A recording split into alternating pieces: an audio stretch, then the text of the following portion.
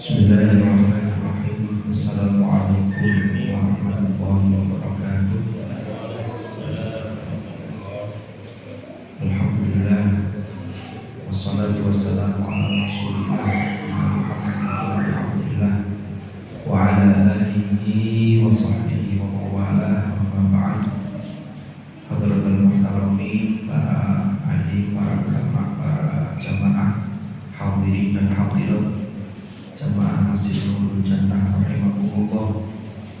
Alhamdulillahirabbil alamin. Pada malam hari ini kita masih diberi kesempatan oleh Allah Subhanahu wa taala untuk melaksanakan salah satu rutinitas kita bulanan di Senin pekan pertama setiap awal bulan, yaitu kajian kitab Al-Arba'in An-Nawawiyah, hadis-hadis yang dikumpulkan oleh Imam An-Nawawi. Mudah-mudahan apa yang kita laksanakan ini senantiasa mendapatkan ridha Allah Subhanahu wa taala, dan mudah-mudahan apa yang kita laksanakan ini menjadi salah satu wasilah turunnya rahmat Allah kepada kita, keberkahan Allah kepada kita, kepada keluarga kita, sehingga kita semua, keluarga kita, putra putri kita ditakdir oleh Allah menjadi orang-orang yang saleh salihah. Dan mudah-mudahan majelis ilmu ini menjadi majelis ilmu yang nafi'an mubarakan fid dini wad dunya wal akhirah, ala hadiyah wa ala niyyatin salihah wa ala taqwaina wa ala taqwa salafus salih. ثم إلى حضرة النبي المصطفى محمد صلى الله عليه وسلم وإلى حضرة إخوانه بالأنبياء والمرسلين والصحابة والتابعين والعلماء العاملين والمصنفين وأئمة المجتهدين والقراء والمفسرين والخصوص النفيسة yang شرف النواب والشافعي وجميع أساتذتهم وأصولهم وفروعهم ونفعنا بهم وبعلومهم في الدارين آمين. الفاتحة.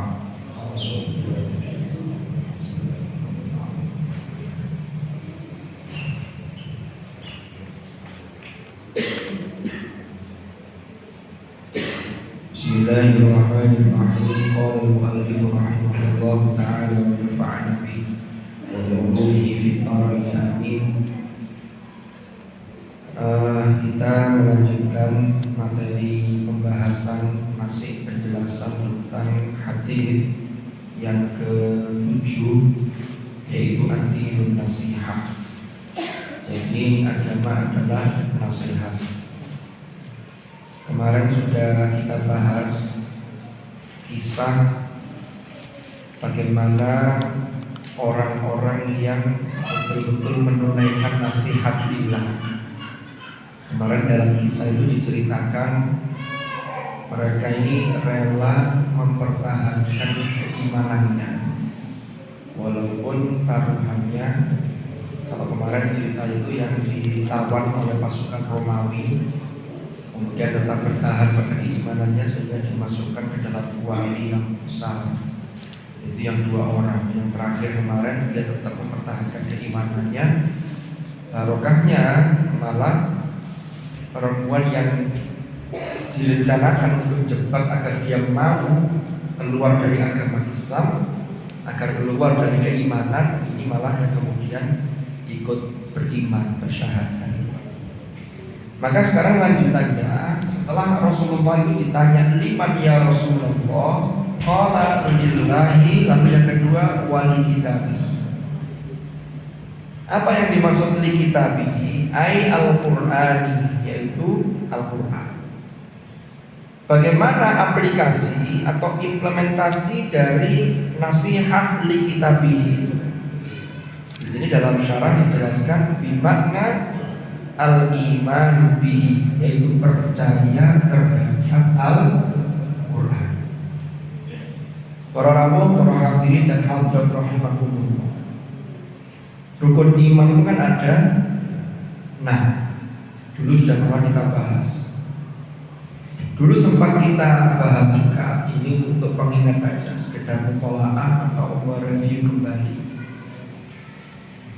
Iman kepada kitab-kitab yang diturunkan oleh Allah yang masuk dalam rukun iman itu tidak hanya Al-Quran, tetapi juga yang sebelum Al-Quran, bahwa Allah menurunkan kitab suci. Tapi bedanya, kalau kita ini percaya bahwa Allah itu menurunkan kitab, wa anzalat Taurat wal Injil, Allah menurunkan Taurat dan Injil, maka cukup kita percaya bahwa Allah menurunkan.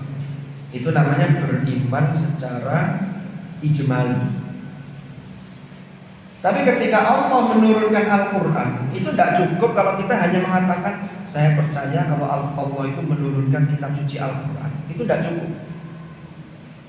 Karena kalau Al-Quran, para ulama memerinci itu keimanan terhadap Al-Quran itu harus secara tafsili. Tafsili itu apa? Rinci. Berarti tidak cukup hanya percaya lalu selesai. Enggak. Kalau Taurat, Injil pernah diturunkan, iya kita percaya. Kita tidak perlu mengkaji isinya mana, Taurat yang ori mana yang asli. Ini sudah tidak bisa terlacak karena memang Taurat dan Injil itu tidak ada jaminan dari Allah terkait dengan originalitasnya. Tapi kalau Al-Quran dijamin. Maka hanya percaya saja, maka tidak cukup. Harus bagaimana juga percaya terhadap apa yang ada dalam Al-Quran, sehingga nanti dampaknya adalah wal amalu bima fihi, yaitu berusaha melaksanakan apa yang ada di dalam Al-Quran. Maka Rasulullah itu kan kana khuluquhul Quran, kata Sayyidah Aisyah. Dulu sudah pernah kita bahas itu. Jadi kalau dulu para sahabat itu kan memang dulu Al-Quran kan turunnya kan masih proses, masih diturunkan secara bertahap. Itu kata para sahabat dulu, kami belum berpindah menghafalkan dari ayat ini ke ayat yang lain sebelum melaksanakan isi kandungan yang ada dalam ayat tersebut. Ini dulu bahkan sahabat. Jadi kalau dikatakan an-nasihah li kitabihi, itu pertama percaya bahwa Al-Quran itu diturunkan oleh Allah. Percaya bahwa Al-Quran itu mengoreksi, meluruskan penyimpangan-penyimpangan yang dilakukan oleh umat-umat terdahulu terhadap kitab yang pernah diturunkan oleh Allah. Musaddiqan lima baina yadayhi. Percaya terhadap isi kandungan Al-Quran.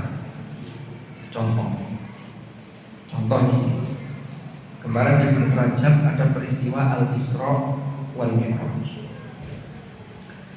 Semua ulama sepakat karena disebutkan secara sorry itu jelas. Ayatnya jelas tentang Isra. Subhanalladzi asra bi 'abdihi lailan minal masjidil haram ilal masjidil aqsa. Al-ayat. Kalau ada orang yang tidak percaya Isra, maka dia dihukumi kufur karena nasnya sorry. Bagaimana dengan Mi'raj? Nah, ini Mi'raj berbeda pendapat. Karena Mi'raj ini kan dua peristiwa yang terjadi di malam itu. Dan itu dua peristiwa, ada Al-Isra minal Masjidil Haram minal Masjidil Aqsa, lalu Mi'raj naik. Kalau Mi'raj ini ayatnya tidak langsung eksplisit, tidak sorry. Walaupun mayoritas ulama mengatakan ayat yang menjelaskan tentang Mi'raj ada di rangkaian awal dalam surah An-Najm. Wan najmi idza hawa ma dhalla sahibukum wa ma huwa wa ma yantiqu 'anil hawa in huwa illa wahyun yuha, dan seterusnya. Itu contoh beriman terhadap Al-Quran. Contoh lagi, di juz 10 itu ada ayat idhuma fil ghar idh yaqulu li sahibihi la tahzan innallaha ma'ana. Ayat ini menceritakan tentang sahabatnya Rasulullah ketika beliau ini berdua ini berada di Gua Thur, di Bukit Thur. Itu sejarawan, para mu'arrikhun itu mengatakan yang menemani Nabi semuanya sepakat, yang mendampingi Rasulullah ketika melakukan perjalanan hijrah dari Makkah menuju ke Yathrib yang kemudian jadi Al-Madinah Al-Munawwarah itu adalah Abu Bakar. Walaupun ayatnya itu menyebut dengan kata ganti atau dhamir idhuma fil ghar, lalu disebutkan id yaqulu li sahibihi. Ingatlah ketika Rasulullah itu menyampaikan kepada sahabatnya, la tahzan innallaha ma'ana. Maka konsekuensinya apa? Kalau ada orang yang tidak mempercayai status sahabat dari Abu Bakar As-Siddiq, kufur. Karena Al-Quran menginformasikan itu secara eksplisit. Tapi umpama ada sahabat yang lain, ada yang tidak begitu percaya, itu musuh sahabat, umpama loh. Itu levelnya berbeda ketika tidak mempercayai kesahabatannya Abu Bakar. Karena Al-Quran sudah menyampaikan. Al-Quran bicara tentang neraka. Kok ada orang gak percaya neraka? Ini namanya tidak beriman terhadap Al-Quran. Kan diceritakan.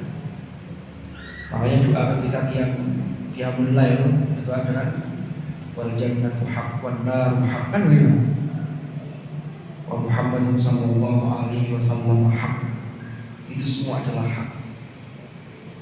Nah itu. Lalu yang berikutnya termasuk nasihat terhadap kitab suci Al-Quran itu seperti apa? Wa ta'zimuhu wa ikramuhu. Mengagungkan Al-Quran, memuliakan Al-Quran. Lah kalau kemudian muncul ini Quran yang bagaimana yang kita muliakan?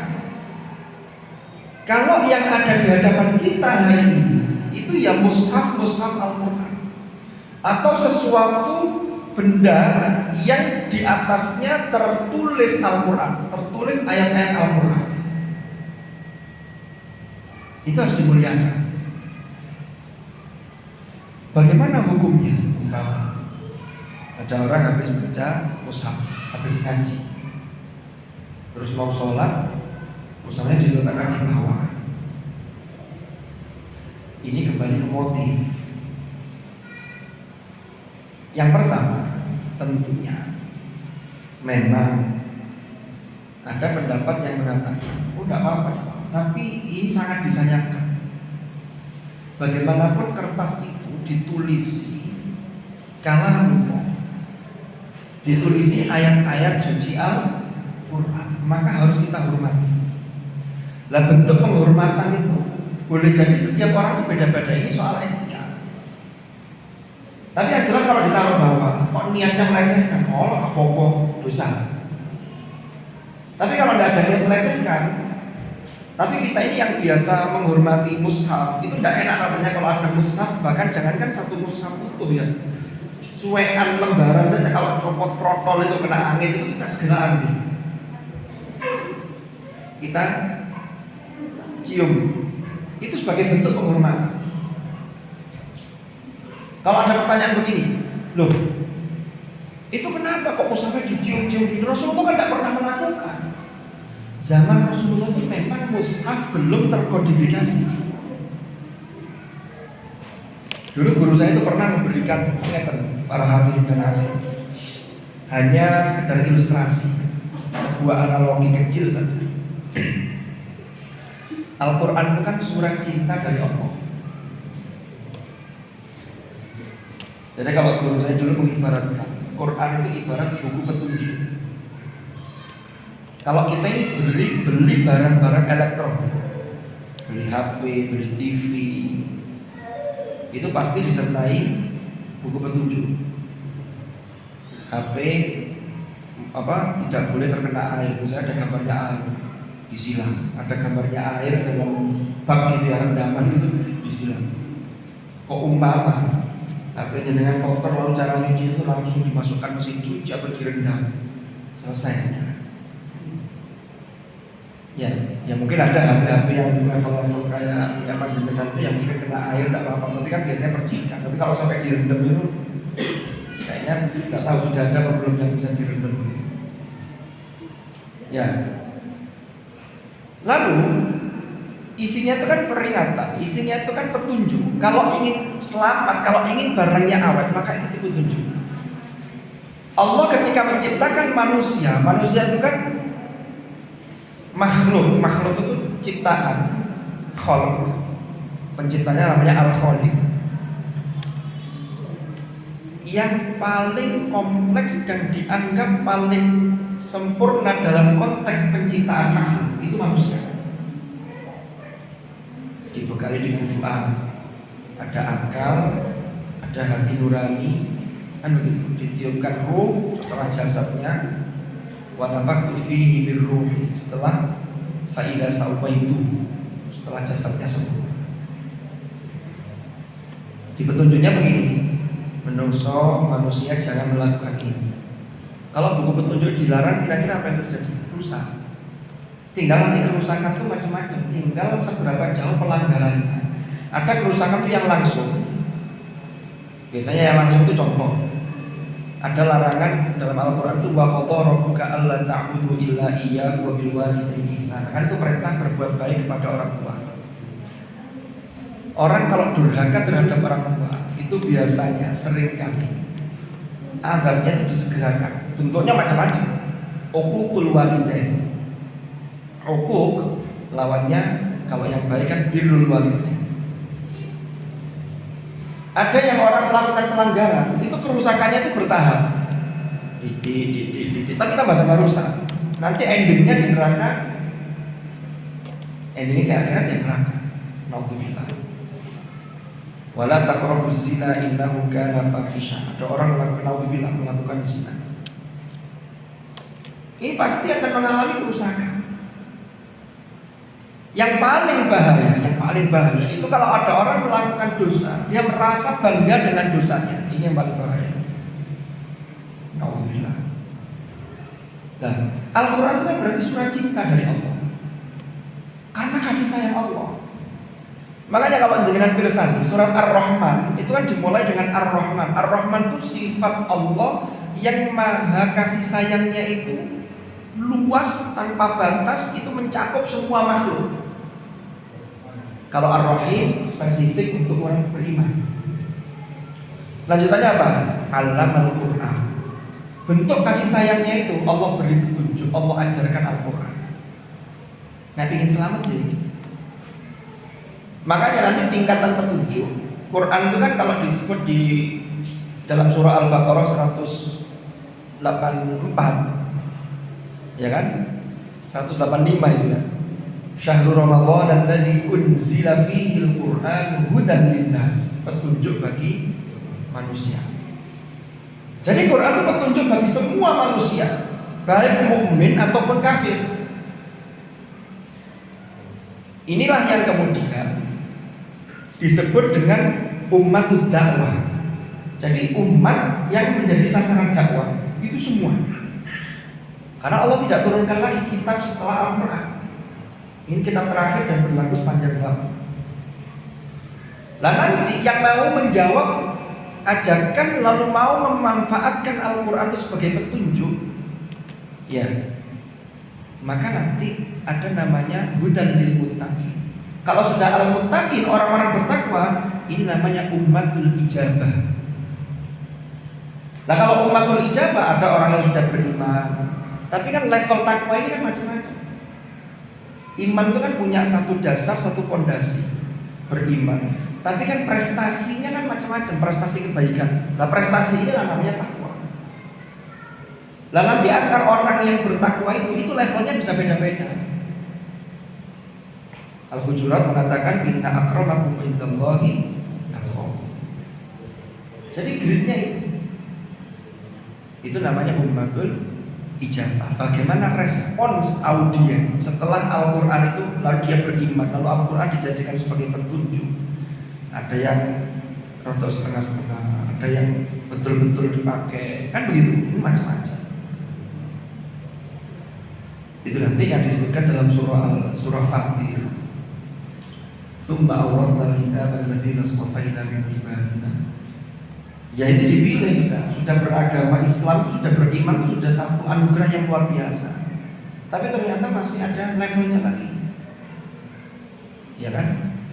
Faminhum zalimun li nafsi wa minhum muqtasid wa minhum sabiqun bil khairat bi idznillah dzalika huwal fadlul kabir. Jadi Al-Qur'an itu surat cinta.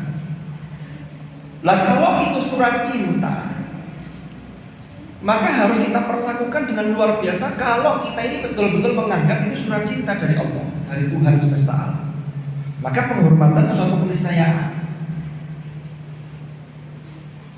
Kalau zaman generasi milenial sekarang sudah usia saya, kan generasi berikutnya generasi Gen Z. Sekarang sudah generasi Alpha. Gen Alpha sekarang. Gen Alpha itu anak-anaknya dari generasi milenial. Milenial 1980-an sampai tahun berapa itu ya? Itu dulu kan belum ada teknologi seperti hari ini. WA nggak ada. Jadi biasanya mahasiswa yang kuliah atau ketika SMA itu kalau senang dengan lawan jenis dan serius itu biasanya nulis surat. Atau gayanya mungkin ada yang modusnya itu minjem buku lalu ketika kembalikan bukunya ditaruh di kertas apa, terima kasih. Nggak tahu ini mungkin ada yang lebih pengalaman. Ini saya cerita sedikit aja. Pengalaman temannya teman saya. Dan pengalaman tidak harus pengalaman saya, mungkin temannya teman saya. Ketika ditanya siapa temannya teman saya, kembali ke saya. Temannya teman saya bisa yang lain. Karena teman saya punya banyak teman juga. Nah, nun sewu. Kalau yang nulis surat atau nulis pesan itu, lalu kita naruh hati, berarti ada sesuatu. Yakin itu kertas, tidak sembarangan kita naruhnya. Wah, dilipat khusus. Mungkin ada yang kalau mau tidur ditaruh di bawah bantal, bangun-bangun dilihat lagi. Tulisannya macet. Tapi bukan masalah tulisannya tetap tapi siapa yang nulis ini? Ini kan ungkapan dari seseorang yang punya hati spesial di hati kita, boleh jadi begitu. Sehingga kalau Al-Quran yang sekarang ini mushaf kita lihat, kalamullah, mushaf yang tertulis ada hurufnya, ini yang kita baca, maka itu juga kita hormati. Itu kalau kita tarik levelnya dari sisi aspek ideologi dalam konteks ketauhidan. Dulu pernah ada yang nanya ke saya begini, Ustaz, katanya kalamullah itu kata para ulama bila harfin wala sautin. Sekarang ini mushaf, ini Quran kan tertulis, padahal kalamullah itu tanpa huruf, tanpa suara. Terus di Quran itu ada ayat bal huwa Qur'anun majid fi lauhin mahfuz, kan di lauh mahfuz. Berarti kan ini kan tulisan-tulisan ini kan produk budaya tulisan itu. Umpama ada pertanyaan begitu. Ini kalau dalam akidah ahli sunnah wal jamaah itu para ulama dulu sudah memikirkan itu, sudah mengklasifikasi, dan ini berdasar riwayat-riwayat yang ada. Jadi kalam itu ada kalam nafsi, ada kalam lafzi. Ini harus dibedakan. Panjenengan kalau baca di beberapa kitab ulumul Quran, proses turunnya Al-Quran, ini ulama tidak ngarang, ini ada riwayatnya. Rasulullah menyampaikan proses turunnya Al-Quran itu kan ada melalui yang pertama itu turun secara langsung. Saya tidak tahu di sini pernah saya sampaikan apa belum? Sudah belum? Turun yang secara langsung itulah yang dalam bahasa Al-Quran itu disebut anzalah. Jadi kalau jangan cek di Al-Quran, Quran itu kadang Allah menggunakan anzalah, kadang nazzala. Kalau nazzala berarti tanzil. Seperti surat Yasin itu, Yasin wal Qur'anil Hakim innaka laminal mursalin. Terus ala siratal mustaqim tanzilal azizir rahim. Itu tanzil. Surat Al-Qadr pakai anzala. Inna anzalnahu fi lailatul qadr. Di surat Ali Imran, Alif Lam Mim Allahu la ilaha illa huwa nazzala 'alaikal kitaba bil haqq. Itu pakai nazzala. 'Alaika terhadapmu, kepadamu wahai Muhammad. Nazzala 'alaikal kitaba bil haqq. Tapi untuk kitab-kitab sebelum Al-Quran itu tidak ada yang pakai nazzala, pasti anzala. Wa anzalat Taurat itu tidak ada, wa nazzalat Taurat tidak ada. Apa bedanya? Jadi anzala itu kalau dalam kamus-kamus bahasa itu memang maknanya menurunkan, tapi menurunkan dalam konteks sekali. Inilah yang proses turunnya Al-Quran dari Lauh Mahfuz ke As-Sama'id Dunya. Tapi proses turun itu, mohon maaf, jangan difahami turun itu seperti makhluk, karena ini kalam. Contoh, kalau makhluk turun, maka di tempat sebelumnya dia sudah ada di situ. Saya naik bis, saya sudah turun dari bis, maka di bis saya sudah tidak ada, karena saya sudah turun. Saya membutuhkan tempat, saya turun, saya berpindah tempat. Saya menaruh tempat HP ini di atas meja, saya turunkan ke bawah, maka di atas meja tidak ada karena dia sudah turun. Maka ulama-ulama ulumul Quran itu memahami proses turun Al-Quran, i'lam itu penginformasian. Lah ketika Al-Quran di Lauh Mahfuz yang diturunkan ke Baitul Izzah fis Sama'id Dunya, itulah turun yang sekaligus, tapi dalam bentuk kalam nafsi. Makhluk tidak bisa menjangkau sana. Bisa dipahami? Ini kalam nafsi, makhluk tidak bisa menjangkau. Siapa yang bisa mengakses sana? Tidak bisa. Makhluk itu kan makhluk itu kan, kita ini kan terbatas, sangat-sangat terbatas. Jadi namanya manusia, makhluk siapapun, apalagi termasuk manusia, itu akan menemui suatu hal yang disebut dengan limitasi. Jadi ada keterbatasan. Sehebat apapun orang, kekuasaannya seluas apapun, pasti dia akan ada keterbatasan. Lah inilah yang ketika kalam nafsi bal huwa Qur'anun Majid fi Lauhim Mahfuz, yang di Lauh Mahfuz Qur'annya tetap terjaga. Bentuknya dekono tulisannya ya apa, suaranya ya apa, wallahu a'lam. Inilah yang disebut kalam nafsi, ini bila sautin wala harfi. Kita tidak bisa mengakses. Karena turunnya Quran beda dengan turunnya makhluk. Ini masih terjaga di bal huwa Qur'anun Majid fi Lauhim Mahfuz. Turun ke As-Sama'id Dunya. Nah, turun ke As-Sama'id Dunya inilah pada malam kepastian, malam kemuliaan yang disebut dengan Lailatul Qadar, Lailatul Qadar. Turun sekaligus, dikawal oleh banyak malaikat. Sesuatu itu kalau mulia, salah satu cirinya itu pengawalnya tidak cuma satu. Umpama jabatan di Indonesia saja, simbol negara Pak Presiden kok, itu ketika datang maka gubernur dampingi, wali kota dampingi, dan dampingi tidak berani. Pengawalnya berapa satuan setingkat kopi itu jauh lebih banyak. Proses sterilisasinya juga lebih lama. Hujan semua ya kan, aman semua. Nanti kalau gubernur, presiden tidak harus ikut karena levelnya kan di bawahnya, baru bawahnya yang ikut dampingi. Nah, Quran itu yang dampingi ketika turun, tanazzalul malaikatu warruh, para malaikat ngawal. Ar-Ruh yaitu malaikat Jibril. Kata ruh dalam Al-Quran itu bisa punya arti Jibril, nazala bihi ruhul amin. Ada yang punya arti memang ruh, ada yang punya arti Al-Quran. Seperti di juz 25 di surah Asy-Syura, wa kadzalika auhayna ilaika ruham min amrina. Itu ruham min amrina itu mufassirin, para ahli tafsir mengatakan ini Al-Quran. Sehingga Al-Quran itu menjadi ruh untuk menjalani kehidupan. Kan gitu. Kita lanjutkan.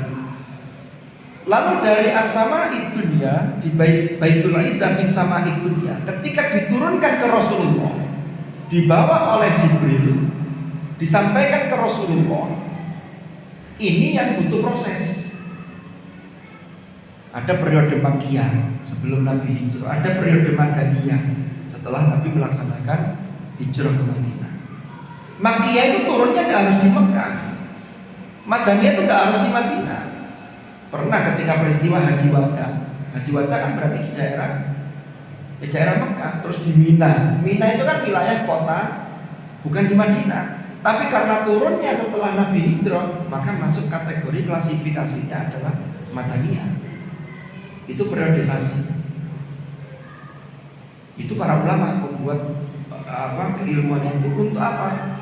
Kebutuhannya adalah biar tidak salah dalam menafsirkan. Jadi menafsirkan Al-Quran itu harus tahu ilmu tentang Makki, Madani, asbabun nuzul. Lah yang turun bertahap inilah yang terkadang ada ayat-ayat yang ada sababun nuzul. Nah ketika turun proses kedua inilah dari Baitul Izzah fis sama itu ya disampaikan kepada Rasulullah oleh Jibril. Ini yang permulaannya surah Al-Alaq 5 ayat yang itu diturunkan di bulan Ramadan, juga di bulan Ramadan. Makanya kalau kalian baca terjemahan Kementerian Agama ketika menjelaskan syahrul Ramadan allati unzila fihi al-Qur'anu, itu penjelasannya permulaan Al-Qur'an. Dalilnya dari mana? Termasuk ada dalam surah Al-Anfal, Yaumal Furqan, Yaumal Taqal Jam'an, yaitu pada hari Al-Furqan. Al-Furqan itu apa? Pembeda antara hak dan batil. Yaumal Taqal Jam'an, yaitu pada hari ketika terjadi dua pasukan yang bertemu. Kapan itu? Perang Badar Kubro. Perang Badar itu semua mengatakan itu jelas, tidak ada yang berselisih. Itu perang Badar terjadi di bulan Ramadan tahun kedua Hijriah. Nah nanti tinggal ada perbedaan pendapat. Ada yang mengatakan turunnya Al-Quran itu malam 21, ada malam 17 dan seterusnya. Tapi yang paling banyak diikuti malam 17 Ramadan. Itulah kemudian diperingati nuzulul Quran. Tapi apakah semua ayat-ayatnya turun di bulan Ramadan? Ketika sudah proses tanzil, tidak semuanya. Turunnya tidak nunggu kok ayat tadi bulan Ramadan. Nah, tapi kalau pas turun yang tadi, yang langsung tadi, kalam nafsi tadi, itu bulan Ramadan. Plus langsung bulan Ramadan. Tapi kalau ayat-ayat yang bertahap ini, tidak semuanya bulan Ramadan, tapi permulaannya di bulan Ramadan. Inilah yang ketika Jibril menyampaikan, nazala bihir ruhul amin. Jibril turun, jadi membawa ayat-ayat Al-Quran ini. Al-Amin, Ar-Ruh, Al-Amin. Ar-Ruh itu malaikat Jibril, Al-Amin yang punya sifat amin, dipercaya, nggak mungkin berkhianat. Nazala bihi ruhul amin ala qalbika. Jadi langsung turun di hati Muhammad, litakuna minal munzirin, agar kau termasuk orang-orang yang memberi peringatan. Bilisanin Arabiyyin mubin, dengan menggunakan lisan Arabi yang jelas. Inilah dari kalam nafsi ketika disampaikan oleh Jibril menjadi kalam yang namanya kalam lafzi. Mulailah bersentuhan dengan tradisi literasi. Setiap turun ayat Rasulullah menyampaikan ke kitabul wahyi, tuliskan ayat ini. Tuliskan ayat ini, letakkan posisinya di sini. Jadi urutan-urutan Al-Quran itu sudah dari sononya. Itu bukan karangan sahabat. Tidak berani sahabat karang sendiri. Tidak berani. Itulah yang dalam bahasa pembahasan ulumul Quran itu disebut dengan tauqifi. Tauqif itu dari sononya. Makanya di era berikutnya para ulama itu menggali apa hikmahnya surat ini turun sebelum ini, lalu setelah ini surat ini. Muncullah ilmu namanya munasabah. Munasabah bainas suwar. Munasabah di antara surat-surat yang ada dalam Al-Quran. Ternyata indah sekali. Termasuk apa yang ditulis oleh Imam As-Suyuti itu. Sebelum membuka awal surat ini, itu mesti ada ta'liqat, ada gandengannya. Mesti ada ketemunya dengan surat sebelumnya, endingnya apa, awalnya ini, endingnya ini. Itu muter. Jadi luar biasa itu keindahan Al-Quran. Nah kembali ke mengagungkan Al-Quran. Sehingga menghormati mushaf itu termasuk bagian dari ta'zim dan ikram terhadap kitab suci Al-Qur'an. Lanjut, fayahrumu maddur rijli, maka terlarang, haram, dosa memanjangkan kaki, artinya julurkan kaki, ilal mushaf in lam yakun murtafi'an. Ada mushaf di sini, kaki kita begini, cek mushaf begini. Ini kalau dalam syarah dijelaskan, ini tidak boleh, namanya tidak punya etika. Lalu kertas biasa, lalu ditulisi Al-Qur'anul Karim, bawahnya adalah yamassu illal mutahharun, itu kertas sudah dimulia. Makanya panjenengan ini kalau mengisi diri kita dengan ayat-ayat Al-Qur'an, insya Allah diangkat derajatnya oleh Allah. Nanti di akhirat, kalau Allah sudah mengangkat derajatnya, Allah akan umumkan di hadapan makhluk, ini orang sudah saya angkat derajatnya, muliakanlah. Akhirnya yang lain memuliakan. Tapi tujuannya Allah dulu. Tapi kalau orang hanya mencari kehormatan di hadapan manusia, dia lupa tidak mengupgrade dirinya di hadapan Allah, ini yang kadang-kadang kelihatannya mulia, tapi ketika dibuka satu ayatnya hancur, selesai. Wa yusannu, dan disunnahkan ja'luhu ala kursiyin, menjadikan Al-Qur'an itu di atas ada kedudukan yang terhormat lah. Makanya biasanya di rumah kita itu ditaruh di, kalau ada musola di dalam rumah kita, tempat sholat ditaruh di situ. Tapi jangan ditaruh, kalau ini taruh sebuah penghormatan, tapi lebih hormat lagi kalau diambil, dibersihkan, dibaca. Ini kan menjelang Ramadan biasanya kan kemudian dibersihkan, bersih-bersih. Ya syukur-syukur tidak hanya Ramadan, kan wal qiyamul al-qiyamu lahu, jadi ada penghormatan terhadap Al-Qur'an, wa taqbiluhu wa tatyibuhu, dan juga mencium mushaf, lalu memberi wangi-wangi terhadap mushaf, itu juga bagian dari menghormati Al-Qur'an. Jadi kalau punya Qur'an kok pakai sawangi, karena jarang dibuka, tapi insya Allah kalau jamaahnya aktif nih, Qur'annya tidak sampai berdebu, tidak sampai kotor. Karena dipakai, kalau dipakai itu kan sawang, lalu sarang laba-laba, kotoran cicak itu tidak muncul itu, karena dibersihkan terus. Mau dengan pakai dibaca itu kan mesti dibersihkan. Tapi kalau setahun, benda setahun bisa, ya kadang-kadang sudah kotor tadi. Ini termasuk menghormati Al-Qur'an. Ini bahkan ada cerita ini. Sedikit mana ya? Cerita ini tentang orang sufi. Suatu ketika ada tokoh sufi, di sini disebutkan namanya Bishr ibn al-Harith al-Hafi. Bishr ibn al-Harith itu asalnya orang biasa. Dia kemudian nemu sopean ayat Quran, mushaf itu jatuh di tanah. Tergerak hatinya untuk mengambil ayat Al-Quran itu, diambil. Fa'akhodah, ternyata setelah diambil, dia mengambil tulisan tadi itu di lembaran tadi itu. Ini dilihat di situ ada lafaz Bismillah. Wa syai'an minal Quran. Lalu ada juga ayat-ayat Al-Quran ada Bismillahnya. Lalu apa yang dia lakukan? Faqabbalaha wa qayyanaha. Dia cium sebagai bentuk penghormatan, dikasih wangi-wangi. Lalu pada malam harinya, pada satu malam ini, dia ini bermimpi. Dalam mimpi itu ada suara yang mengatakan begini, wa huwa yaqulu lahu kama tayyabta ismi fid dunya la utayyibanna ismaka fid dunya wal akhirah.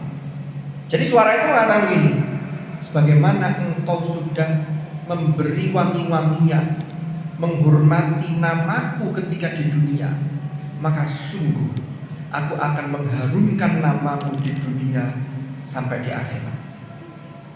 Fasara ba'da dzalika minal awliyah. Kemudian setelah itu dia menjadi wali.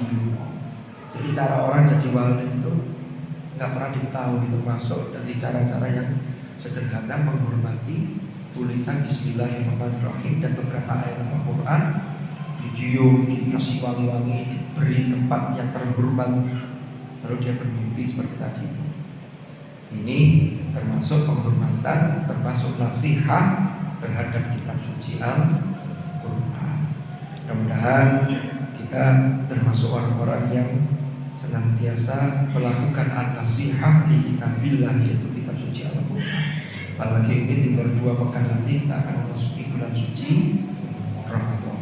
Mudah-mudahan kita semua senantiasa mendapatkan bimbingan dan ridho Allah Subhanahu wa ta'ala.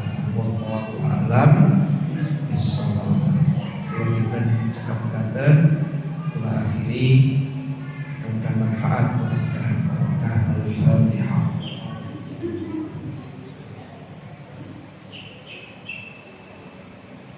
Bismillahirrahmanirrahim. Alhamdulillahirabbil alamin. Allahumma fa'alna ma 'allamtana wa 'allimna ma yanfa'una warzuqna 'ilman nafi'an. Allahumma ja'al ijtima'ana hadha ijtima'an marhuman wa tafarruqana min ba'dihi tafarruqan ma'suman wa la taj'al ma'ana wa fina shaqiyyan wa la mahruman bi rahmatika ya arhamar rahimin. Sallallahu ala sayyidina Muhammad walhamdulillahirabbil alamin. Al-Fatihah.